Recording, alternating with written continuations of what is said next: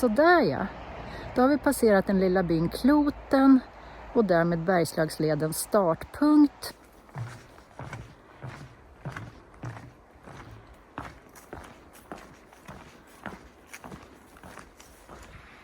Den restaurerade backstugan Åbotorpet ter sig ju väldigt pittoresk idag.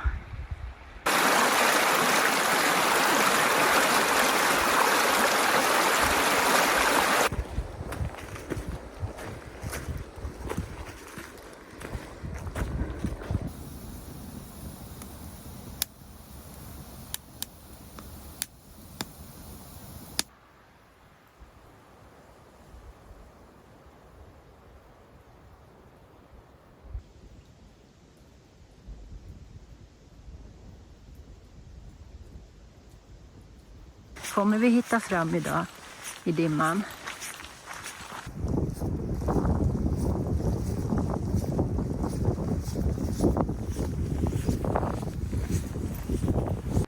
En bra plats för några tält vid Holmsjön.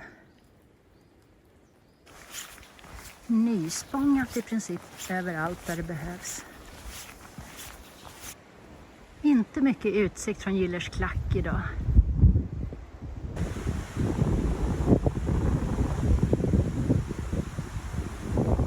Dagens värsta regn startar precis när vi kommer fram till det här oskärmiga skärmtaket. Så då får det ändå bli en tidig lunch.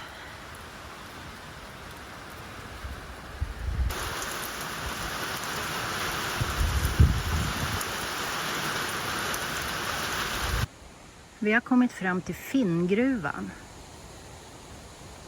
När vi närmar oss Kopparberg går vi på de här säregna rullstensåsarna.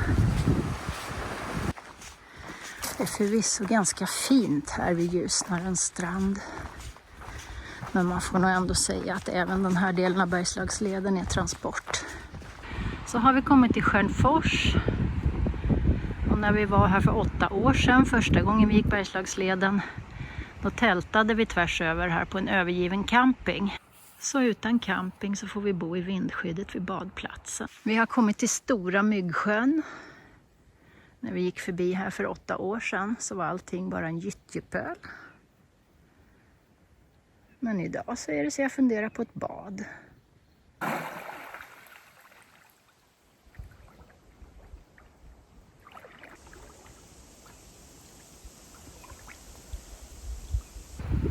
Vi är lika gamla som innan vi passerade ungdomens källa. För den vågade vi faktiskt inte testa. Men har vi åtminstone orkat vidare till stenen på stenen. Salbosjön och Ljusnaren. Det är det som är lätt att identifiera här.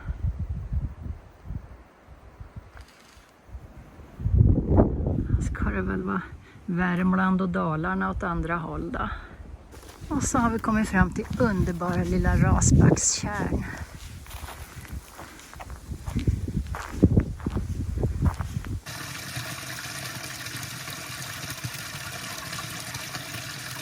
Så har vi kommit till Nyberget. Här ska det finnas ett vandrarhem.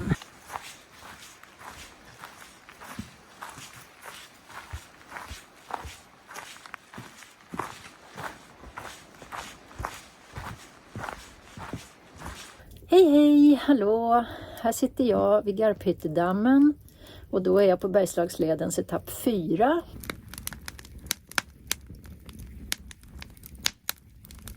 Vi går igenom Uskaboda och ser sjön Usken framför oss.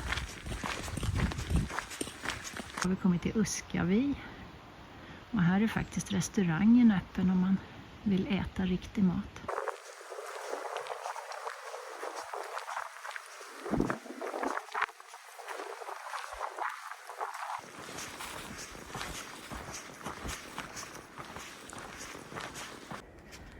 Ett par riktigt fina kilometer här på väg framåt Stora Gålsjön. Här söta lilla abborrtjärn. Så där, dagen slutar här vid Stora Gålsjön. Det är en väldigt fin plats det här med.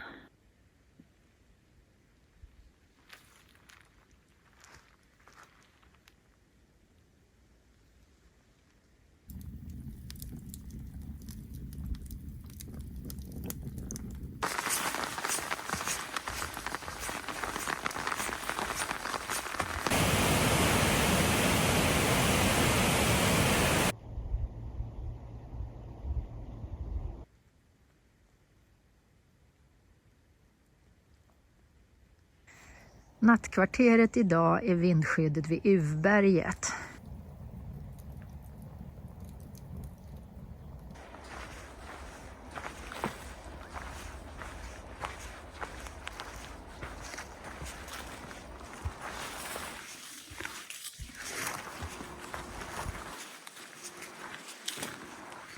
Vid etappskiftet i Pershyttan så går vi in på STF:s signaturled som börjar på etapp 7. Och det är väl en bra start här i Pershyttan. Man kan lära sig mycket om järnhanteringen i Bergslagen. Så har vi kommit till Pershyttans tågcafé.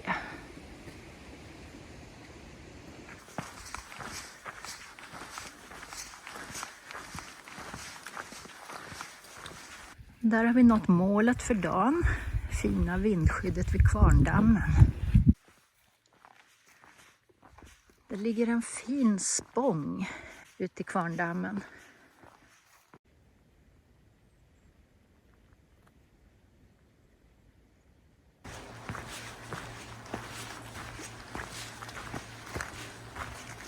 När man har varit i fält några dagar så är det helt klart värt att gå förbi Mogetorps värdshus.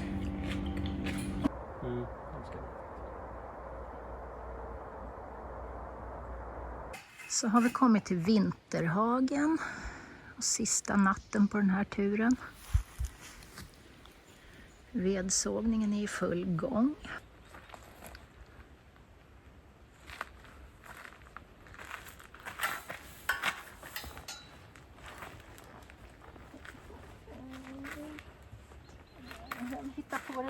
En sån härlig morgon för ett besök på Rusakulan.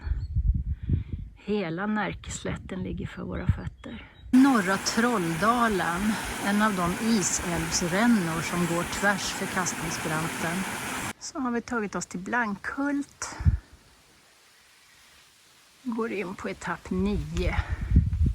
Det ligger ett till synes skinande nytt vindskydd på en höjd strax efter Blankhult. Om det här är källan i Tomasboda så hävdar jag att den inte fungerar.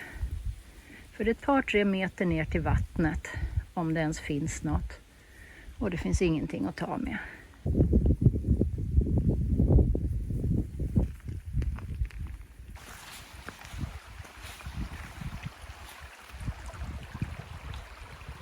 När vi har kommit till Onnaboda så är den här vandringen slut. Vi ska se om vi kan få duscha någonstans. Alldeles nyduschade och fräscha får vi börjare på Onnaboda.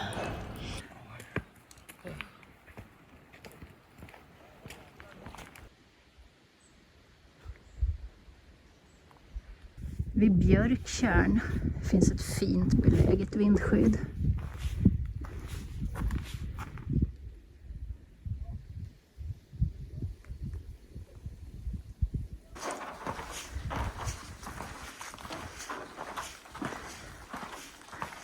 Vad knasigt av er att jaga oss så där. Hör du 18.004. Allting är sexkantigt i nationalparken. Så då måste ju Bergslagsleden få speciella skyltar också. Så här ser det ut på de gamla slotterängarna i Garphyttans nationalpark.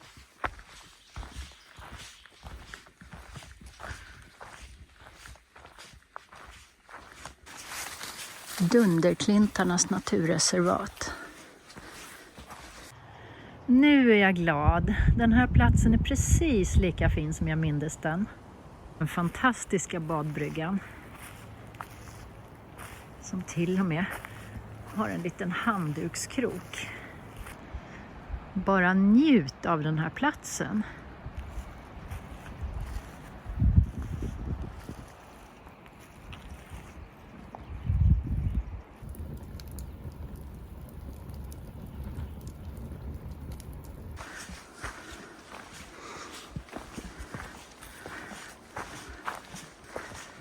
Här står vi i en rejäl regnskur vid Kungshallasjön. Det finns en fin bänk där som inte vi är så betjänta av idag.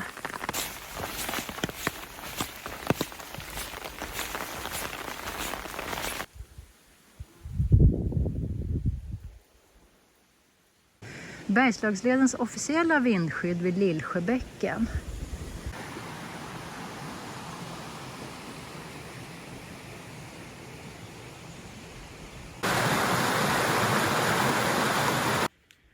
Det var det allra puttinuttigaste vindskyddet vi hittade här vid badet. Men vi ska väl få plats i det. Om det inte regnar sidledes.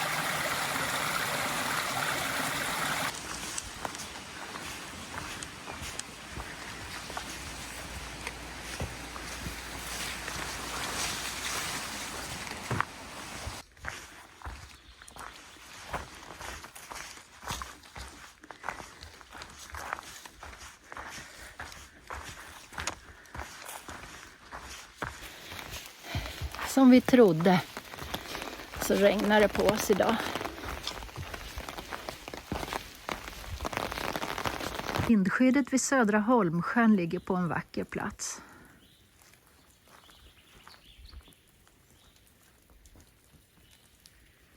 Själva sjön är inte så badbar. Den är väldigt grund och full med bös på botten.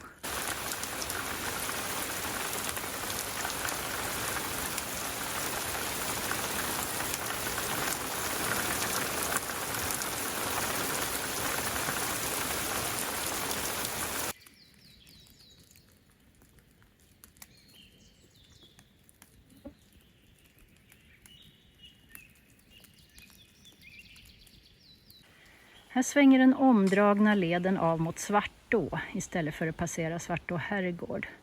Så var vaksam på det. Omdragningen följer sjön Lillbjörken.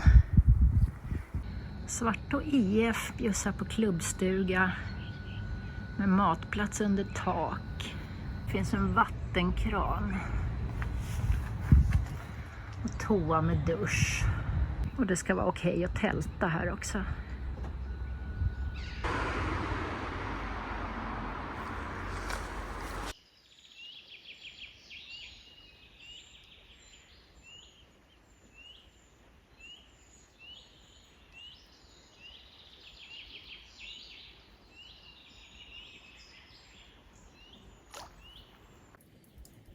Fågeltornet vid Lilltryslingen är en fin plats. Men som vanligt är det inga fåglar i Fågelsjön. Vackert här vid den orörda högmossen Rankemossen.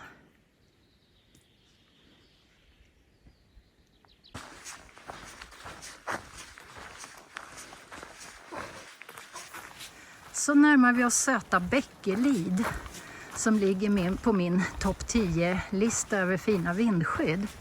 Och då hoppas vi att det ska vara lika fint här den här gången. Den fantastiska takrännan är kvar i alla fall.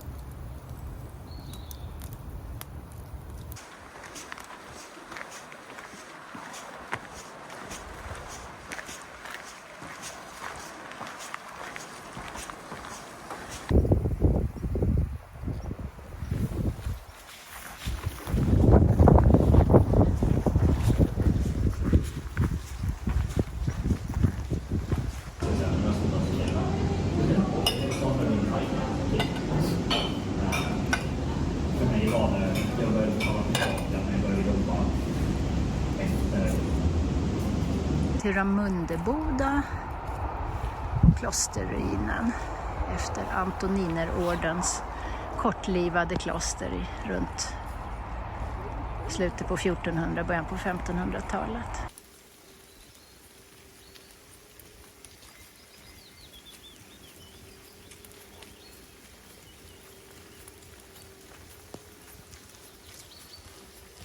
Nu har vi kommit fram till altarstenen där munkarna på munkastigen brukade stanna.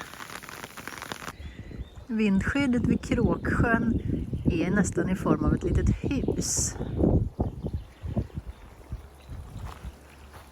Det ligger fint.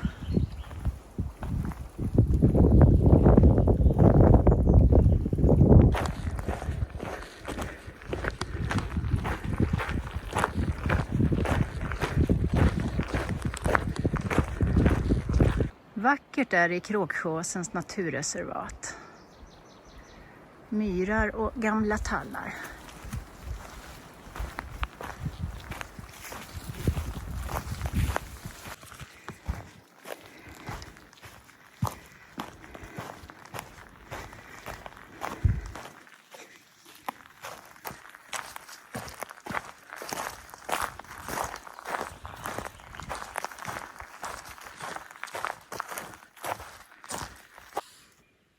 Gråmon är för ett Bergslagsled en ovanligt etappslut eftersom det bara består av ett vindskydd vid en liten grusväg.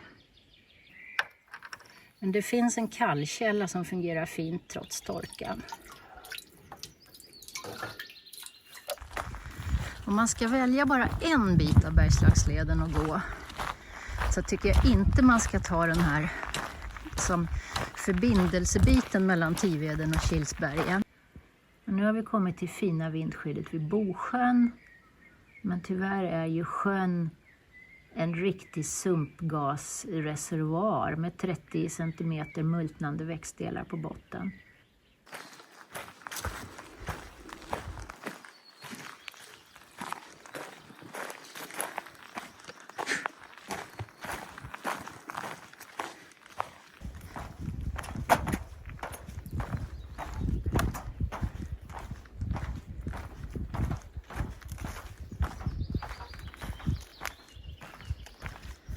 Mitt uppe i Tivedstorps by finns det jättebra dricksvatten.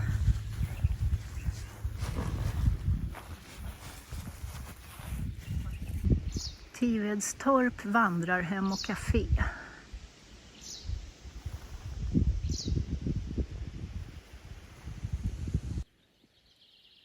Här på Bergslagsleden kan man vara säker på att få fina vindskydd. Här är ju ledens allra sista, Kölnavattnet. Vi har kommit in i Tivedens nationalpark. Här inne finns det ju en hel del leder att välja på. Själva Bergslagsleden går bara några kilometer i nationalparken. Så det är ingen helt dum idé att tänka sig att man tar en extra dag här och går runt lite.